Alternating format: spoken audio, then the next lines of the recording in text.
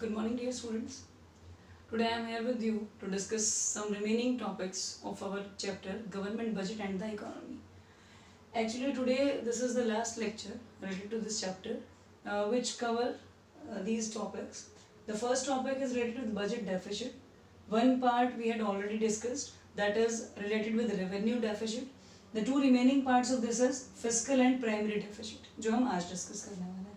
Now the second question is related with the differences between these budget deficits, means the revenue deficit, fiscal deficit, and the primary deficit. What are the difference between the three deficits? And the last point related with the balanced and the unbalanced budget. So let us start our topic with the first point, budget deficits. And the first point which we are discussing related to the budget deficit is fiscal deficit.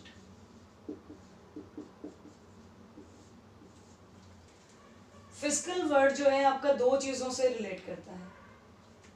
Fiscal government के expenditures और government की revenues.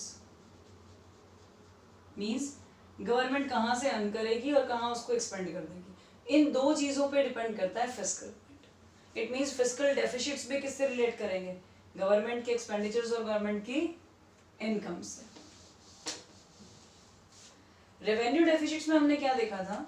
Only revenue part को हम cover कर रहे थे, revenue receipts को, revenue expenditures को. बट जब फिस्कल की हम बात करते हैं तो fiscal means total revenues and total deficits. तो डेफिसिट मींस कमी हो जाना. तो किस चीज की कमी हो जाना, कैसे इसे डिफाइन कर सकते हैं? Fiscal deficit is the excess of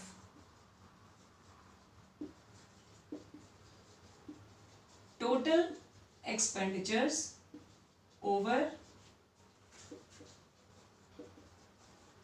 total receipts. It means fiscal deficit का मतलब क्या है? जब total expenditures जो हैं वो आपके ज्यादा हो जाए. Total expenditure includes revenue plus capital expenditures. जब ये एक्सपेंडिचर्स आपके ज्यादा हो जाएं टोटल रिसीट्स से. अब total receipts again includes revenue receipts plus capital receipts. तो जब आपके टोटल एक्सपेंडिचर्स टोटल रिसीट्स से ज्यादा हों, so that is equal to fiscal deficit.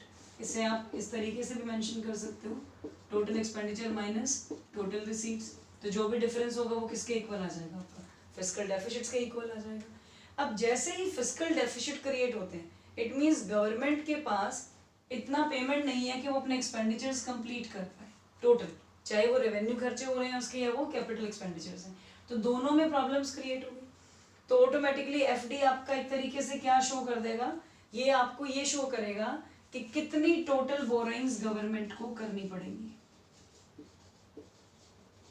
सो हम एक में भी ये बोल सकते हैं कि FD is the estimation of total borrowings of the government.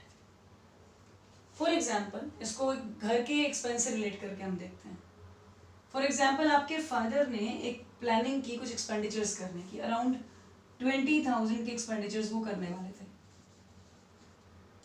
But 20,000 के एक्सपेंडिचर्स तो हो गए, पर इनकम कितनी आई उनके पास? ओनली 15,000 की. सो यहाँ पे उनके पास नेगेटिव में वो कितना चले गए? 5,000. That is fiscal deficit according to a home. हम घर की बात कर रहे हैं, हम यहाँ पे इकोनॉमी की बात नहीं कर रहे हैं.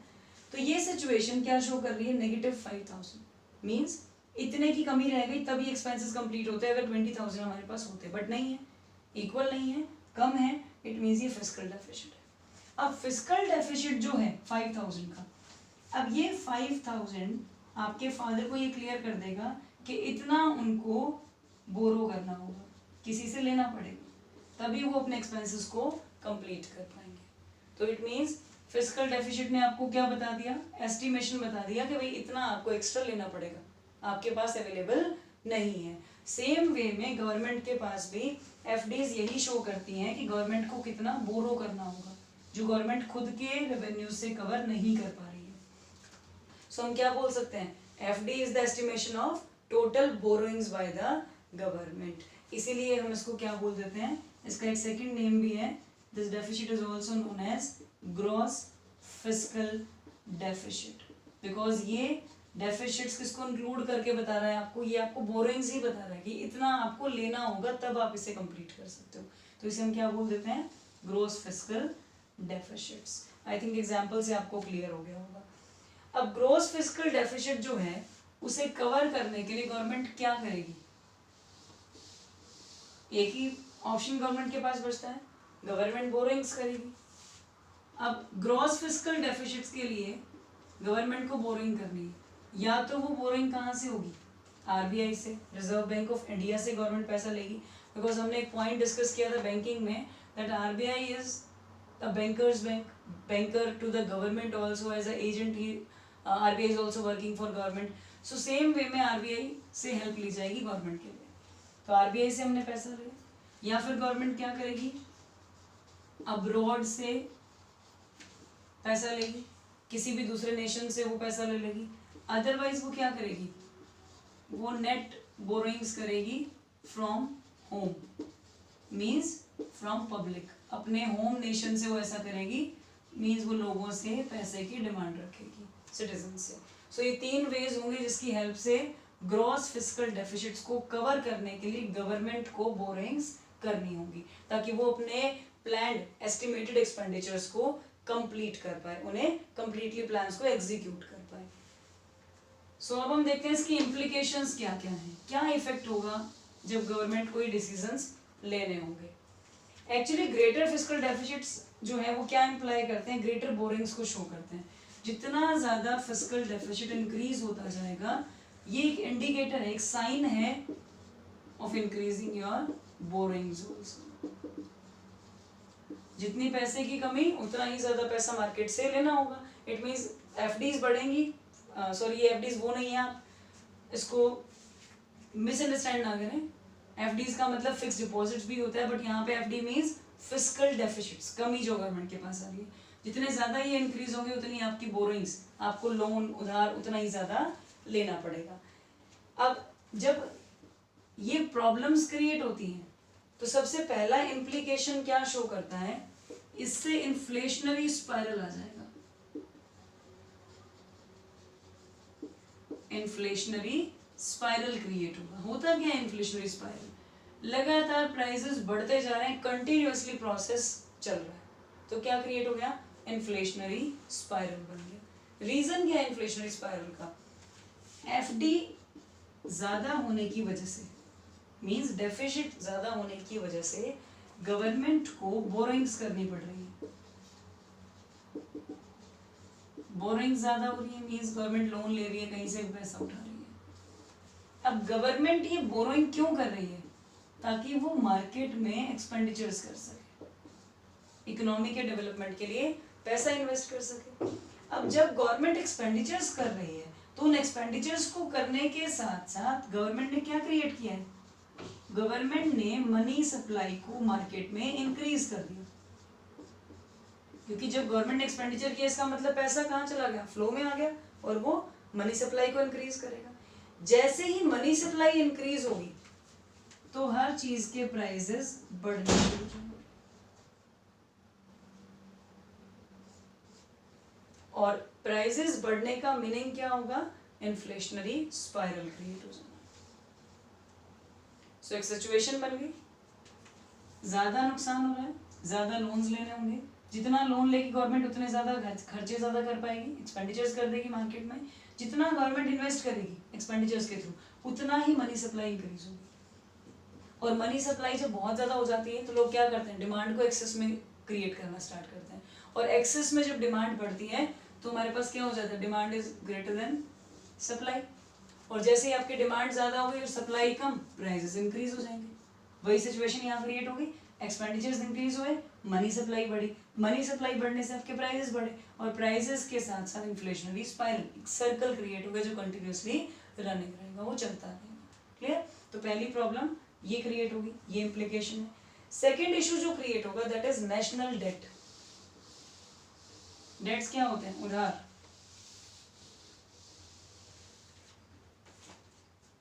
फर्स्ट पॉइंट हमने अभी जो डिस्कस किया that is inflationary spiral. Now second point is national date.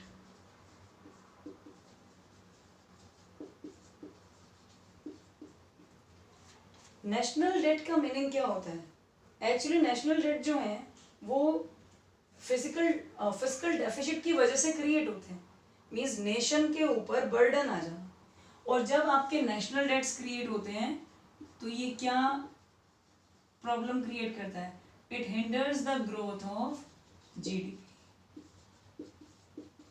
GDP growth को ये डिक्रीज कर देता है। और जीडीपी ग्रोथ जो कि कम हो जाती है, रीजन उसका मेन क्या रहता है? जीडीपी ग्रोथ जैसे ही कम होगी तो नेशनल इनकम जो है वो डिक्रीज हो जाएगी।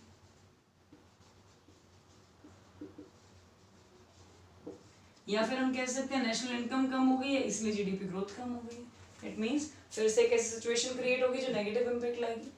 नेशनल डेट्स, नेशन के ऊपर कर्जा है, हमने लोन्स लिए हुए, हमें रीपेमेंट्स करनी है, हमें इंटरेस्ट पे करना है। तो नेशनल डेट्स मैक्सिमम पैसा गवर्नमेंट कहाँ इन्वेस्ट कर रही है? उनको कवर करने में। इनकम कम, इनकम कम है तो ऑटोमेटिकली जीडीपी ग्रोथ कम, क्योंकि जब लोग डिमांड ही नहीं करेंगे, इनकम ही उनके पास कम होगी, डिमांड कम होगी तो ऑटोमेटिकली प्रोडक्शन इफेक्ट होगा और जीडीपी ग्रोथ डिक्रीज हो जाएगी। तो एक तरीके से सेकंड रीजन इम्प्लीकेशन जो इसका वो है नेशनल डेट्स, जो एक और प्रॉब्लम क्रिएट करते हैं जो हमारी ग्रोथ को डिक्रीज कर देते हैं।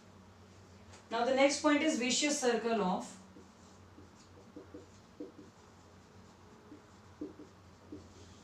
Vicious circle means a negative part जो कि नेगेटिविटी को क्रिएट करता है। तो किस चीज का यहाँ पे विशियस सर्कल क्रिएट होगा? Of high fiscal deficit.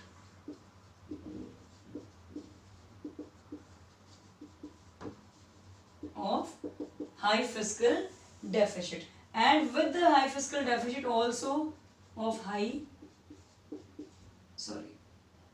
Low GDP. दो चीजों की प्रॉब्लम और क्रिएट होगी, एक सर्कल क्रिएट हो जाएगा। फिस्कल डेफिसिट है, पैसा कम है गवर्नमेंट के पास, ऑटोमेटिकली इन्वेस्टमेंट कम कर रही है, इन्वेस्टमेंट कम मीन्स जीडीपी कम, और जीडीपी अगर कम बनी तो ऑटोमेटिकली नेक्स्ट टाइम फिर से क्या होगा? गवर्नमेंट की इनकम्स कम हो जाएंगी तो फिर से फिस्कल डेफिसिट क्रिएट होगा। सो हम यहाँ पे क्या बोल सकते हैं कि अगर आपका फिस्कल डेफिसिट इंक्रीज होता है तो वो किस चीज का रीजन है? जीडीपी ग्रोथ को वो डिक्रीज कर देगा। जीडीपी ग्रोथ डिक्रीज होगी तो ऑटोमेटिकली फिर से क्या हो जाएगा? हाई फिस्कल डेफिसिट्स और अगेन लो जीडीपी। सो एक तरीके से क्या क्रिएट हो गया? एक सर्कल बन गया। अगर एक बार फिस्कल डेफिसिट इंक्रीज होता है तो डिसिप्लिन जो है वो डिस्टर्ब हो जाएगा। फिस्कल डिसिप्लिन, जो इक्वालिटी जब इक्विलिब्रियम था वो डिस्टर्ब हुआ, फिस्कल डेफिसिट बढ़ा, जीडीपी कम हो गई। जीडीपी कम होने से फिर से फिस्कल डेफिसिट्स क्रिएट हो गए, नेक्स्ट टाइम की आपकी अर्निंग्स कम हो गई और फिर वो क्या इफेक्ट करेगा? Low GDP, then again high fiscal deficit. तो there is a vicious circle between fiscal deficit and GDP.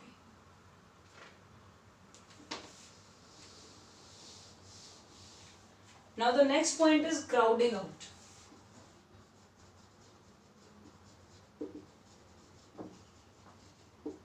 Crowding out का मीनिंग होता है जब फिस्कल डेफिसिट्स इंक्रीज होते हैं तो गवर्नमेंट को अपनी बोरोइंग्स बढ़ानी पड़ती है, लोन्स लेने पड़ते हैं, और जब मैक्सिमम फिस्कल डेफिसिट्स हैं तो मैक्सिमम लोन कौन ले लेगा? गवर्नमेंट ले लेगी। तो जो बैंक्स हैं, जो आरबीआई है, वो ज्यादा सपोर्ट बैंक को कर रहा है, सॉरी गवर्नमेंट को कर रहा है। तो बाकी जो एरियाज रह गए जिन लोगों को रिक्वायरमेंट थी, जो प्राइवेट ऑनर्स हैं, एंटरप्रेन्योर्स हैं, उनके लिए कैश की या लोन्स की कमी हो जाएगी। तो एक सिचुएशन ऐसी क्रिएट होगी जहां प्राइवेट इन्वेस्टर्स को भी बहुत ज्यादा नेगेटिव इम्पैक्ट इस पर जाएगा। गवर्नमेंट को लॉस है तो ऑटोमेटिकली उसका इफेक्ट किस पे जा रहा है? इकोनॉमी के सेकंड पोर्शंस पे भी जा रहा है। That is known as crowding out. जैसे ही गवर्नमेंट की बोरोइंग्स बढ़ी, increased borrowing by the government, government ने सारा पैसा ले लिया, इसकी वजह से अवेलेबिलिटी ऑफ फंड्स जो है लोगों के लिए वो क्या हो गई? डिक्रीज।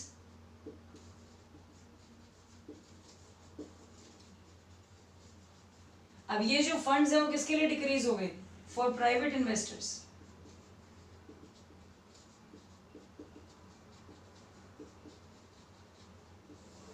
प्राइवेट इन्वेस्टर्स के लिए फंड कम हो जाएंगे और ओवरऑल जो इन्वेस्टमेंट है पूरी इकोनॉमी का वो कम हो जाएगा, बिकॉज गवर्नमेंट पहले ही लॉस में जा रही थी, प्राइवेट इन्वेस्टर्स के लिए लोन्स नहीं है, तो ओवरऑल इन्वेस्टमेंट क्या हो गई हमारी? डिक्रीज हो गई। तो पूरी इकोनॉमी को इसका लॉस हो रहा है, प्राइवेट एरिया के अकॉर्डिंग भी और गवर्नमेंट की तरफ से भी, तो ऑटोमेटिकली इकोनॉमी डाउनफॉल की तरफ जा रही है। Now the next point is erosion of government credibility.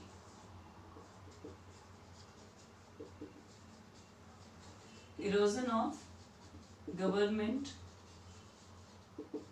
Credibility. Credibility means trust. किसी भी नेशन में जब इस तरह की सिचुएशन आती है, फॉर एग्जांपल इंडिया का हम देख रहे हैं अभी, अगर इंडिया में ये सिचुएशन आती है फिस्कल डेफिसिट्स की, जब इनडिसिप्लिन क्रिएट होता है, तो उस कंट्री की गवर्नमेंट के ऊपर से दूसरे नेशंस का ट्रस्ट डिक्रीज होना स्टार्ट हो जाता है और उनके सिटीजन्स का भी कम हो जाता है, क्योंकि हम लोग भी बहुत सारे बॉन्ड्स में, डिवेंचर्स में या बहुत से डिफरेंट एरियाज में गवर्नमेंट के साथ मिलकर इन्वेस्टमेंट करते हैं या गवर्नमेंट के शेयर्स को हम परचेज करते हैं। तो जैसे ही हमें लग रहा है गवर्नमेंट कंटिन्यूअस लॉसेस में जा रही है, तो ऑटोमेटिकली क्रेडिबिलिटी क्या हो गई आपकी? डिक्रीज हो गई। तो इसका एक इफेक्ट किस पे आता है? It is a reason of erosion of government credibility. Domestic और इंटरनेशनल मनी मार्केट दोनों में ही गवर्नमेंट की क्रेडिबिलिटी कम हो जाएगी और कोई भी इस तरह की गवर्नमेंट के साथ इन्वेस्टमेंट करने के लिए एग्री नहीं होगा। अब इससे क्या हुआ? जो क्रेडिट रेटिंग है वो कम हो गई, क्रेडिट रेटिंग डिक्रीज हो गई गवर्नमेंट की। कोई भी नेशन नहीं चाहेगा उसको पैसा दे, ना ही वहां के सिटीजन्स चाहेंगे कि वो उसके साथ इन्वेस्ट करें, बल्कि इससे प्रॉब्लम और क्या हो जाएगी?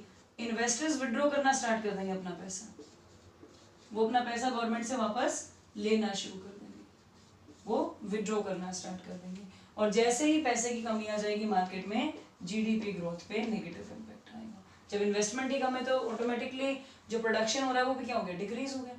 तो फिर से एक प्रॉब्लम क्रिएट हुई। इट मीन्स एक बार अगर फिस्कल डेफिसिट आ जाता है और टाइमली आप उसे कंट्रोल नहीं करते हैं, तो उसके बहुत सारे एरियाज हैं को वो इम्पेक्ट करते हुए जाएगा नेगेटिवली।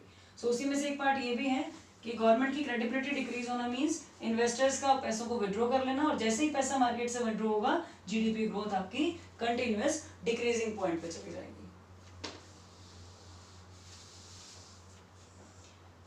अब अगर हम ब्रीफ कर दें इन 5 पॉइंट्स को जो अभी हमने इम्प्लीकेशंस के देखे हैं, तो हम ये बोल सकते हैं एफडी जो है हमें उसे कभी ये अलाउ नहीं करना चाहिए कि वो मैनेजेबल लिमिट से बाहर निकल जाए, क्योंकि उसके बाद उसको मैनेज करना बहुत टफ है, हम कह सकते हैं इम्पॉसिबल है, बिकॉज ये इतने सारे सिचुएशंस क्या कवर हो सकती हैं, ये पॉसिबल नहीं है।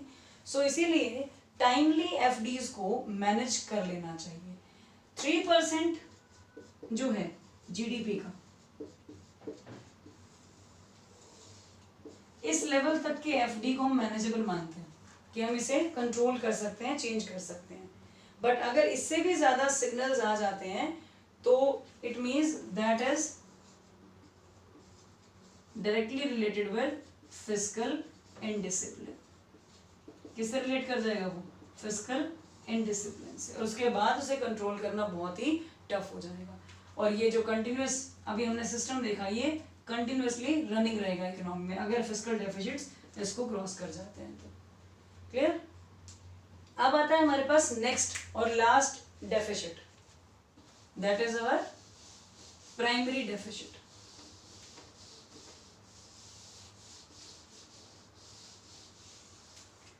प्राइमरी डेफिसिट डिफरेंस है एफडी और इंटरेस्ट पेमेंट्स का।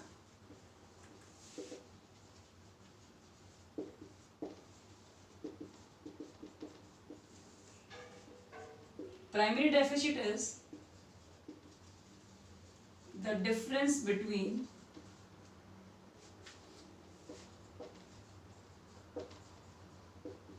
FD fiscal deficit and interest payments। जो भी गवर्नमेंट ने बोरोइंग्स की है उस पर गवर्नमेंट इंटरेस्ट पे कर रही है, वही आपकी इंटरेस्ट पेमेंट्स हैं। तो जिस केस में गवर्नमेंट जो है वो एफडी जो फिस्कल डेफिसिट्स हैं उसमें से इंटरेस्ट पेमेंट्स को अगर हम निकाल देते हैं, so that point is equal to primary deficit. Primary को आप यहाँ पे रिलेट करो करंट ईयर के साथ। क्योंकि इस पॉइंट में हम पिछले ईयर्स की कोई भी बोरोइंग या उनकी पेमेंट्स को इंक्लूड नहीं करेंगे। और पिछले साल की जितनी भी बोरोइंग्स होती है उसका हमें कैसे पता लगता है, जितनी इंटरेस्ट पेमेंट हम हर साल करते जा रहे हैं वही हमारी क्या है, बोरोइंग्स है। सो उन बोरोइंग्स को हम यहाँ से निकाल देंगे। इट मीन्स हम सिर्फ किसकी बात कर रहे हैं, करंट ईयर की बोरोइंग्स की, जो इस साल हमने पैसा उधार पे लिया या लोन्स लिए हैं, हम सिर्फ उसकी बात करेंगे। लास्ट ईयर तक का जितना भी आपका बोरोइंग्स है उन सभी के इंटरेस्ट पेमेंट्स को आप यहाँ से डिडक्ट कर दोगे, मीन्स माइनस कर दोगे। सो इट मीन्स ये क्या इंडिकेट करता है, ये पॉइंट ये इंडिकेट करता है कि गवर्नमेंट जो है उसको कितनी बोरोइंग्स करंट ईयर में भी करनी पड़ रही है।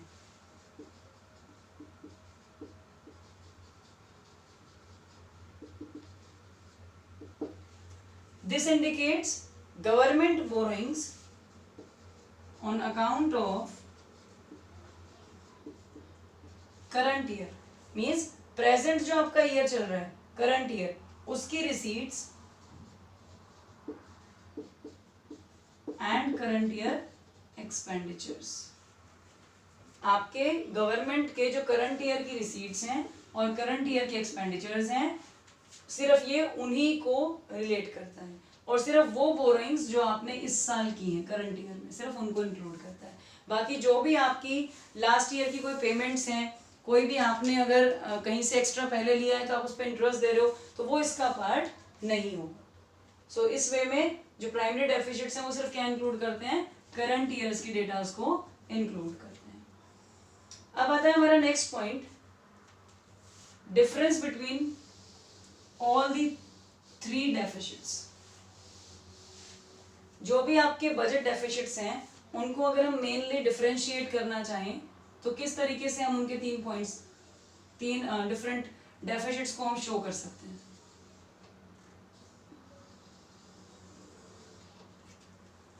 सो फर्स्ट हमारा पॉइंट आता है रेवेन्यू डेफिसिट, जो हमने अपने कल के टॉपिक में देखा था। नेक्स्ट 2 जो आज हमने डिस्कस किए, one is fiscal deficit and another one is primary deficit।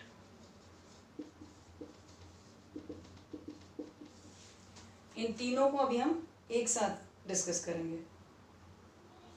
So first जो पॉइंट हमारा है that is related with revenue deficit. Revenue deficits कब होते हैं, एक्सेस ऑफ रेवेन्यू एक्सपेंडिचर्स। हम सिर्फ रेवेन्यूज की यहाँ पे बात करेंगे। तो जब आपकी रेवेन्यू एक्सपेंडिचर्स ज्यादा हो जाएं over your revenue receipts, so that is equal to your revenue deficits. It means आप इसे कैसे मेंशन कर सकते हो, R D is equal to R E minus R R. Second is excess of total expenditures.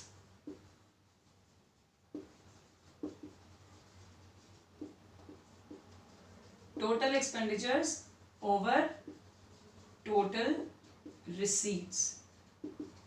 मैंने अभी आपको differentiate करके बताया था, इस केस में सिर्फ रेवेन्यू आइटम्स आ रहे हैं, रेवेन्यू ही एक्सपेंडिचर्स हैं और रेवेन्यू ही इनकम्स हैं। बट जैसे आप फिस्कल की बात करते हो तो किससे रिलेट करता है ये, टोटल से, जिसमें आपके कैपिटल और रेवेन्यू दोनों पोर्शंस एक साथ आ जाएंगे। सो इट मीन्स एफडी कैसे कैलकुलेट होगा, जब आपके जो टोटल एक्सपेंडिचर्स हैं उसमें से आप टोटल रिसीट्स को माइनस कर दोगे, या फिर यहाँ पे हम ये भी बोल सकते हैं टोटल की जगह पे आप इसे बजट एक्सपेंडिचर या फिर बजट रिसीट भी लिख सकते हो, बिकॉज इसमें दोनों चीजें आपकी ऐड हो जाती हैं। क्लियर।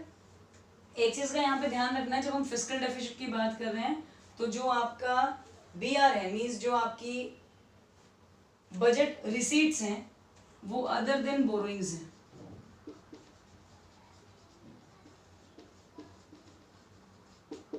ये पॉइंट इंपॉर्टेंट है, इसको थोड़ा ध्यान से देखना सभी। अभी हमने इसको डिस्कस किया था कि एफडी जो है वो आपको एक तरीके से बोरोइंग्स ही बता रहा है कि कितनी करनी पड़ेगी आपको बोरोइंग्स। तो इट मीन्स जो एफडी है वो क्या है, आपकी बोरोइंग्स ही है गवर्नमेंट की, जो आपको डिफरेंस करके बता रहा है कि ये बोरोइंग आपको करनी पड़ेगी। तो जब आप फॉर्मूला यूज कर रहे हैं तो ये जो आपकी बजट रिसीट्स हैं ये वो सारी रिसीट्स हैं जो बोरोइंग्स से अलग होंगी। बोरोइंग्स को आप इंक्लूड नहीं करोगे क्योंकि वही आप कैलकुलेट कर रहे हो। क्लियर। तो अदर देन बोरोइंग्स जो भी आपकी रिसीट्स हैं उनको आप किस में से माइनस करोगे, टोटल एक्सपेंडिचर्स में से. So that is equal to your FD. Now the last point is difference between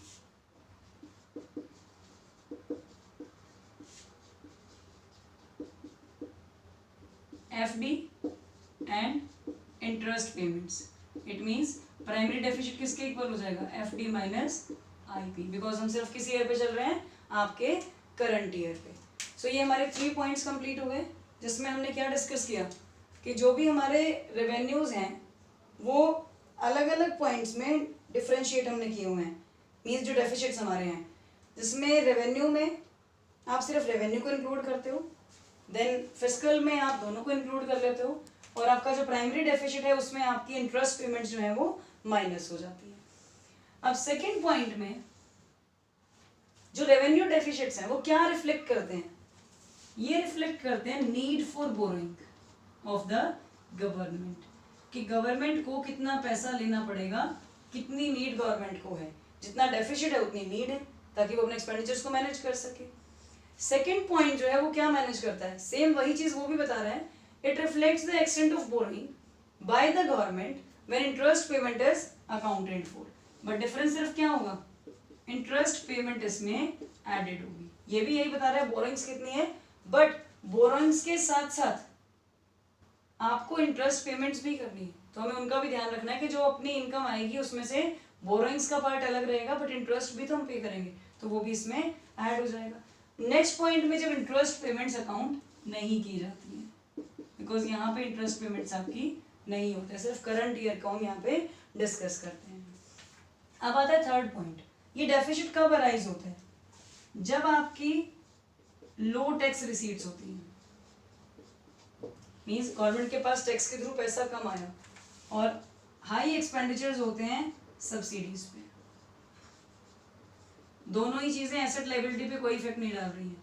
subsidy देने पे गवर्नमेंट को कुछ नहीं मिलेगा, टैक्स आने पे हमें कुछ नहीं मिलेगा, टैक्स जाने पे. सो इट मींस जब टैक्स रिसीट्स कम हो और सब्सिडीज ज्यादा हो तो क्या क्रिएट हो जाएगा, रेवेन्यू डेफिसिट्स क्रिएट हो जाएंगे.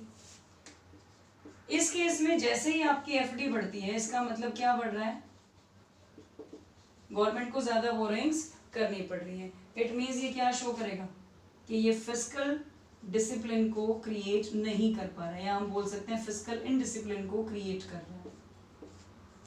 जैसे ही एफडीज इंक्रीज हुई, इट मींस फिस्कल इनडिसिप्लिन भी स्टार्ट हो गया. लास्ट पॉइंट में जो आपका प्राइमरी डेफिसिट है, ये पॉइंट आउट करता है बोरोइंग्स की नीड को, but when IP on the existing loan is ignored. But यहाँ पे इंटरेस्ट पेमेंट जो एग्जिस्टिंग लोन्स हैं लास्ट ईयर तक के, उनको इग्नोर कर दिया जाए. उसके बाद जो आपकी बोरोइंग्स हैं, इस साल की जो आपकी बोरोइंग्स हैं, सिर्फ ये उनको कवर करता है. इट मींस ये किस पे फोकस्ड है, करंट ईयर की बोरोइंग्स पे फोकस्ड है. इसके साथ साथ अगर कंटिन्यूसली एफडीज रहते हैं और प्राइमरी डेफिसिट इंक्रीज होते जाते हैं, इट मींस वो क्या क्रिएट करेगा, वो कंटिन्यूसली ये शो करता है कि फिस्कल डिसिप्लिन है उसमें हम लैक कर रहे हैं, लैक ऑफ फिस्कल, या हम कह सकते हैं कॉन्टिन्यूस फिस्कल डिसिप्लिन. लगातार प्रॉब्लम्स आ रही हैं और लॉन्ग टर्म के लिए वो चलता जा रहा है. फिस्कल डिसिप्लिन का कम होने का मतलब क्या है, ये प्रॉब्लम ज्यादा बढ़ जाना. अभी हमने 5 इम्प्लीकेशंस डिस्कस की. अगर फिस्कल डिसिप्लिन 3% से ज्यादा इंक्रीज हो गया जीडीपी के अकॉर्डिंग, तो इट मींस वो आप कंट्रोल नहीं कर पाएंगे, या उसे दोबारा मैनेज करना बहुत ही टफ हो जाएगा. सो ये कुछ डिफरेंसेस हैं इन तीनों डिफरेंट डेफिसिट्स के बीच में. Now the last point of today's topic is balanced and unbalanced budget, जो इस चैप्टर का भी लास्ट टॉपिक है.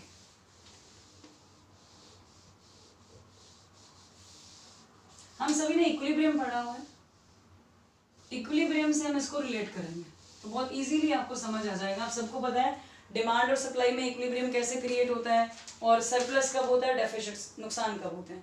सो कुछ वैसा ही हम इसमें रिलेट करके इसको डिस्कस करेंगे. So the last point is balanced budget. After that we will discuss about unbalanced budget. पहले हम बैलेंस्ड की बात करते हैं. अब जैसे अभी तक हमने डिस्कस किया, जो डिफरेंट डेफिसिट्स हैं वो क्या शो कर रहे थे, नुकसान कितना हो रहा है. सो कब हम ये कह सकते हैं कि गवर्नमेंट को नुकसान नहीं हो रहा है, गवर्नमेंट इक्विलिब्रियम में चल रही है. जिस केस में जो गवर्नमेंट की रिसीट्स हैं वो एग्जैक्टली इक्वल है गवर्नमेंट के एक्सपेंडिचर्स के. So it means when government receipts are equal to government expenditures. So this is a situation of equilibrium. जो किसका एग्जाम्पल है बैलेंस बजट का, कि गवर्नमेंट ने जितना प्लान किया उतनी रिसीट्स भी आ रही हैं, उतना ही उसमें सेम एग्जैक्टली उसके एक्सपेंडिचर्स भी हैं, तो कुछ भी इसमें ज्यादा या कम नहीं हो रहा है, तो कोई डिसइक्विलिब्रियम क्रिएट नहीं हुआ. It mean situation of equilibrium. So इस केस में जो मेरिट्स हैं, जो इसके बेनिफिट्स हैं, अगर बैलेंस बजट क्रिएट हो जाता है, तो अगर इस वे में गवर्नमेंट मैनेज कर पाती है, तो सबसे पहला जो इसका फायदा मिलेगा दैट इज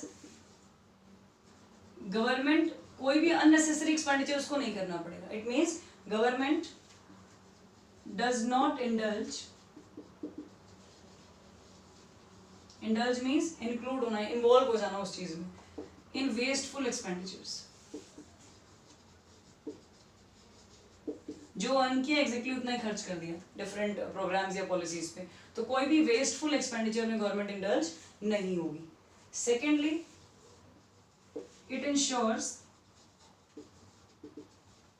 फाइनेंशियल स्टेबिलिटी. जब एक गवर्नमेंट अपने सारे एक्सपेंडिचर्स अपने बेसिस पे कंप्लीट कर लेती है, बोरोइंग्स पे डिपेंडेंट नहीं रहती है, तो किस चीज को इंश्योर करता है वो, कि गवर्नमेंट क्या है, फाइनेंशियली स्ट्रांग है और वो फाइनेंशियली स्टेबल है. और financial stability means that is with fiscal discipline. It means fiscal discipline भी है, बहुत इजीली गवर्नमेंट अपने खर्चे पूरे कर पा रही है, रेवेन्यूज अर्न कर पा रही है, तो उसे बेनिफिट्स मिल रहे हैं. बट इसके साथ साथ कुछ डीमेरिट्स भी साथ साथ कंटिन्यू करती है, शॉर्ट कमिंग्स भी है. 1930s में एक डिप्रेशन पीरियड आया था, जिसका effect overall the world different economies पे आया. तो 1930 में जब ग्रेट डिप्रेशन पीरियड हुआ, जिस टाइम पे बहुत ज़्यादा चीज़ों के रेट गिर गए और कंटिन्यूस लॉसेस हुए इकोनॉमीज को, उसी टाइम पे जो हमारी बैलेंस्ड बजट पॉलिसी है, इसको बहुत सारे लोगों ने क्रिटिसाइज करना स्टार्ट कर दिया कि एग्जैक्टली जितना कमा रहे हो उतना ही खर्च करते रहोगे तो डेवलपमेंट कैसे होगा, इकोनॉमीज में बेटरमेंट कैसे आएगा, पॉसिबल नहीं है. इट मीन्स क्रिटिसिज्म स्टार्ट हुआ.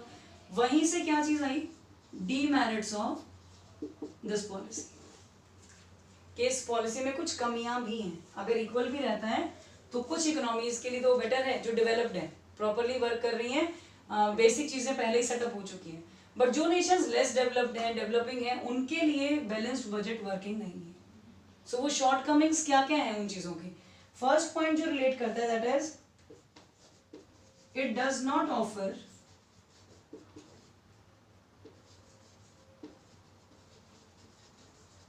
Any solution.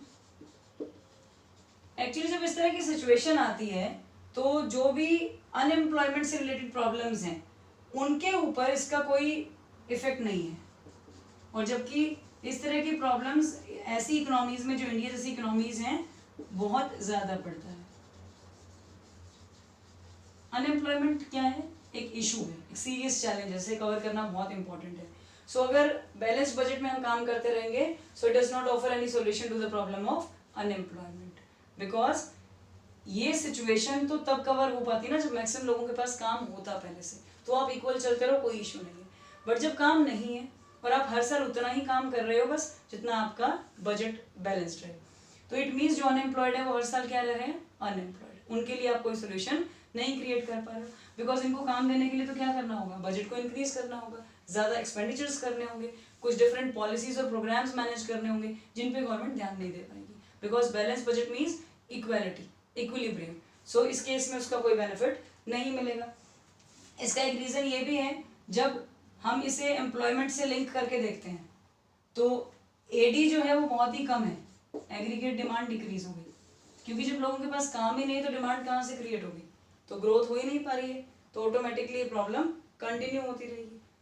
सेकेंड इशू, कौन से नेशंस पे कोई इफेक्ट नहीं आएगा इसका, डेवलप्ड पे. बट जो डेवलपिंग है या लेस डेवलप्ड है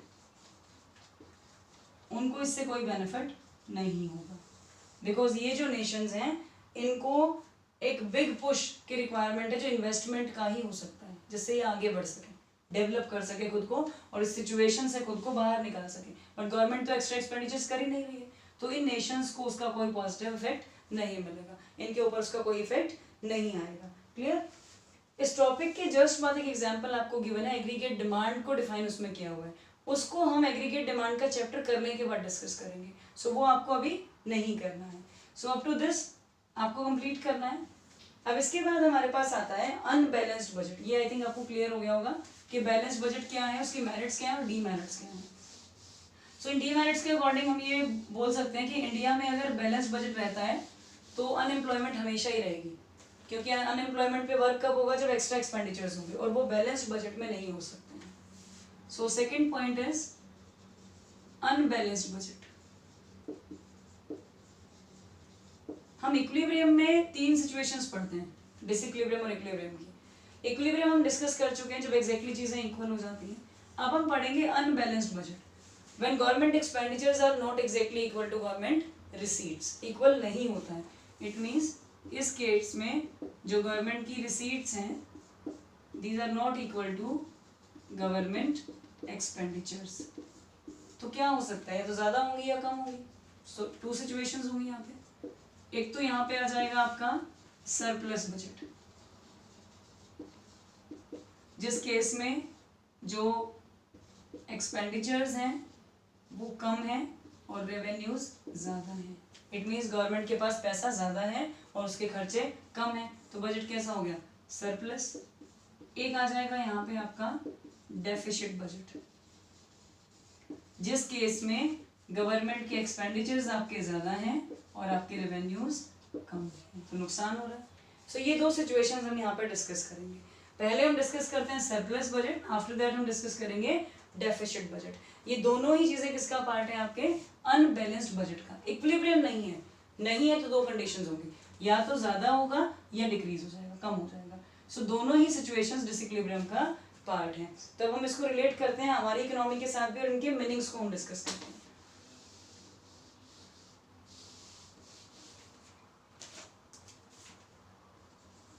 तो पहले हम डिस्कस करते हैं सरप्लस बजट क्या होता है।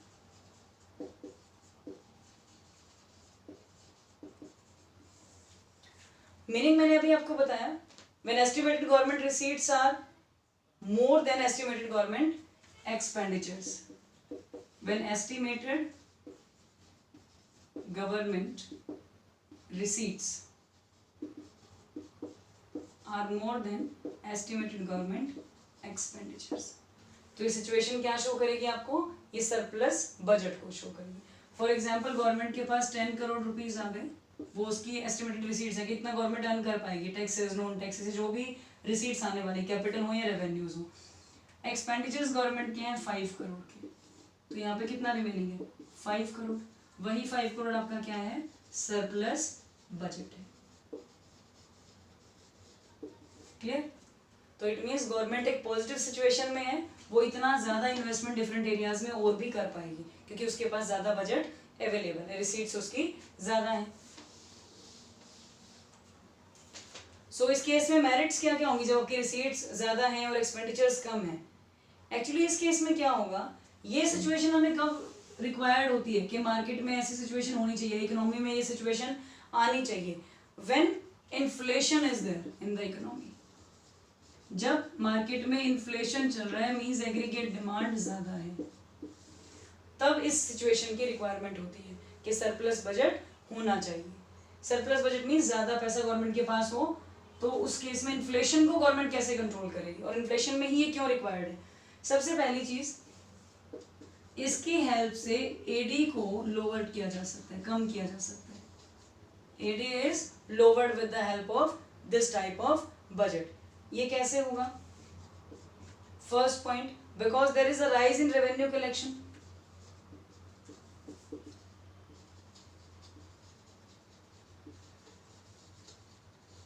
There is rise in revenue collection of the government. एक तो गवर्नमेंट के पास यहाँ पे क्या आ रहा है, ज्यादा पैसा आ रहा है, और गवर्नमेंट के जो एक्सपेंडिचर्स हैं वो क्या हो गए हैं, डिक्रीज हो गए हैं। अब जैसे ही गवर्नमेंट के एक्सपेंडिचर्स डिक्रीज हो जाएंगे और गवर्नमेंट के पास पैसा ज्यादा होगा, तो एक्सपेंडिचर्स कम होने का मतलब अपॉर्चुनिटीज का कम होना, इनकम का कम हो जाना। It means money supply market में जो ज्यादा फ्लो में है वो क्या हो जाएगी, आपकी डिक्रीज हो जाएगी। और मनी सप्लाई के डिक्रीज होते हैं एग्रीगेट डिमांड डिक्रीज होगी और इन्फ्लेशन आपका कंट्रोल हो जाएगा। तो इट मीन्स सरप्लस बजट की रिक्वायरमेंट गवर्नमेंट को कब होती है, जब इकोनॉमी में इन्फ्लेशनल चल रहा होता है, मीन्स एग्रीगेट डिमांड से बहुत ज़्यादा बढ़ जाती है। तो उस केस में अगर सरप्लस बजट है तो ये एक पॉजिटिव एस्पेक्ट है जो बहुत ही पॉजिटिवली आपकी कंट्री, आपकी इकोनॉमी के इन्फ्लेशनरी स्पाइरल को ब्रेक कर सकता है, उसे रोक सकता है। अब हम पढ़ते हैं इसके कुछ डीमेरिट्स। क्या प्रॉब्लम्स हैं इस मेथड में? एक्चुअली ये मेथड डिप्रेशन में हेल्पफुल नहीं है। डिप्रेशन बोल सकते हो या डिफ्लेशन बोल सकते हो, जिस टाइम पे इकोनॉमी डाउनफॉल में जा रही है। तो अगर डिप्रेशन है तो मीन्स ऑटोमेटिकली पहले क्या है, एग्रीगेट डिमांड कम है, मनी सप्लाई कम है मार्केट में। तो उस केस में अगर गवर्नमेंट के एक्सपेंडिचर्स कम हो जाते हैं तो ऑटोमेटिकली जो जितना इनकम है उतनी भी क्या हो जाएगी, डिक्रीज। तो डिप्रेशन के टाइम पे इस सरप्लस बजट की रिक्वायरमेंट नहीं होती है, बिकॉज ये क्या करेगा, अनएम्प्लॉयमेंट को क्रिएट करेगा, क्योंकि सरप्लस बजट क्या करता है, एग्रीगेट डिमांड को और ज्यादा कम कर देता है। एक्सपेंडिचर्स डिक्रीज होते हैं, डिमांड कम हो जाती है, तो क्या क्रिएट हो जाएगी, अनएम्प्लॉयमेंट। सो इसीलिए डिप्रेशन में अगर ये होगा तो ये क्या क्रिएट करेगा, अनएम्प्लॉयमेंट को इंक्रीज कर देगा। और अनएम्प्लॉयमेंट के इंक्रीज होने का मीनिंग क्या है, लो लेवल ऑफ इक्विलिब्रियम, और एक ट्रैप क्रिएट हो जाएगा जो कंटिन्यूअसली चलता रहेगा, लो लेवल ऑफ इक्विलिब्रियम का। सो इसीलिए इसकी ये डीमेरिट है कि अगर आपके मार्केट में सिचुएशन, इकोनॉमी में सिचुएशन डिप्रेशन की या डिफ्लेशन की है और उस टाइम सरप्लस बजट हो जाता है तो वो नेगेटिवली इफेक्ट करता है। सो इसीलिए ये कब होना चाहिए, जब इन्फ्लेशनरी स्पाइरल है, अदरवाइज ये इफेक्टिव नहीं होगा। अब हम देखते हैं कि डेफिसिट बजट क्या होता है, what is the meaning of deficit budget, what are the merits and demerits of that. So सबसे पहले मीनिंग देखते हैं हम इसका। सरप्लस बजट में क्या हो रहा था, एस्टिमेटेड जो एक्सपेंडिचर्स हैं वो कम और एस्टिमेटेड रिसीट्स ज्यादा। अब यहाँ रिवर्स कर दो, व्हेन एस्टिमेटेड